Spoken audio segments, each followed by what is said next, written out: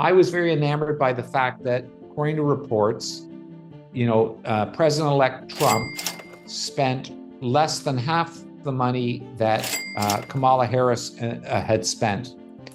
But what he did, it's purported, is he went to his 18-year-old son, Barron, and said, Barron, how should I reach these groups? And an 18-year-old actually drafted his media program, which included going to a lot of these different podcasts where the reach is far greater.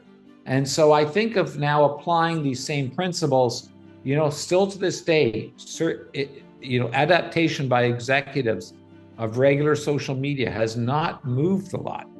45% of all CEOs post once a month. That's not a lot.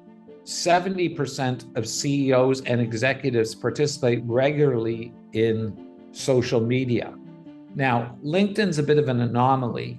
It's more of a B2B. I don't think it's truly a classic social media, but it's obviously a very successful platform. I think our advice is going to be geared to people in the business community. If you were to devise a plan, the first question I'd ask you is, what would you try to understand that person's business? And then, how would you define markets and how what would be your plan? And what is your recipe for success? I know those are two very broad questions. Yeah, really the focus here is how do you expand your business and drive revenue through social media, right? And marketing is all about where is the attention, where is your audience at? You want to get in front of your audience. So it used to be back in the day where there was radio, and then it shifted to TV, and now it's shifted to social media. That is where the attention is. So you have to find the correct platform and really develop out a strategy to get in front of your customers. So there's really just a handful of main buckets in which you can really find success. And it really consists of these, choosing the right platform. You have YouTube, TikTok, LinkedIn. You can use Twitter, although we know that Twitter can, be a little messy sometimes, so you got to be careful with that. But, YouTube's the second largest search engine in the world. TikTok has the best algorithm. If you have 0 followers on TikTok, you can post a video and it'll send it directly to the people that are interested in that particular topic. So it's the best algorithm out there. You have, LinkedIn, it's very B2B. Now, what I would switch here is if you're an e-commerce brand or B2C, maybe swap that out with an Instagram Reels.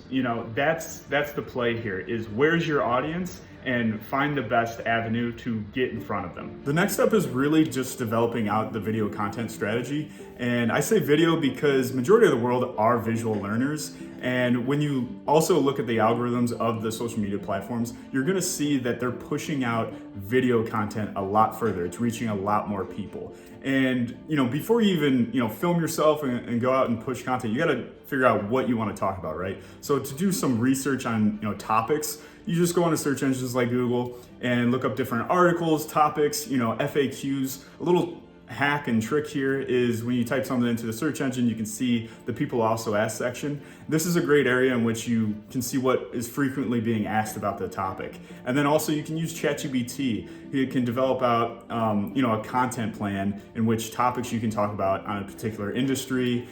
So this is really, some tools that you can use to kind of map out and deliver content. And, another great thing is you must engage with your audience, right?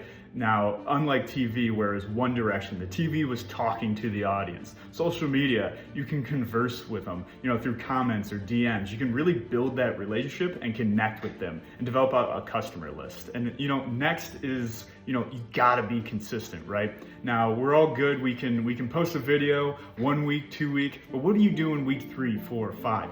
Consistency. The algorithms are gonna, promote consistency, and your audience is gonna grow through consistency. And it's not about being perfect or, being lengthy in your video. Just post your thoughts and just do it on a regular basis. Now, a little hack here is, every day we get meetings set up for us, right? Now, this is important enough to set up a meeting on your schedule for just yourself. Do a half-hour meeting. And, if you can attend all these other meetings that sometimes they're not even as important. Sometimes when a meeting goes through, you're kind of like, all right, well, what was really accomplished there? If you set up a meeting for yourself and you hold yourself accountable, you can go and just film yourself for that half hour, just talk, and then it's done, over with, and you're ready to post a video. One last thing is data tracking and performance. Now in this digital world, we can track so much, and opposed to back in the day, you used to run an ad on TV, to a general demographic,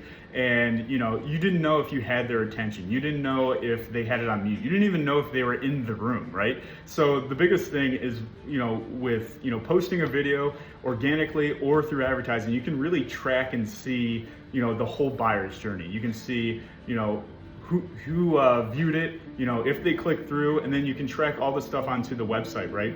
You can see what pages they visited. You can see if they filled out a form, and then that's where you start to develop out your customer base and lead generation. And you can get into retargeting and so on and so forth. There's so much you can do with it, but it's a more dialed in and focused way of collecting data and getting in front of your customers.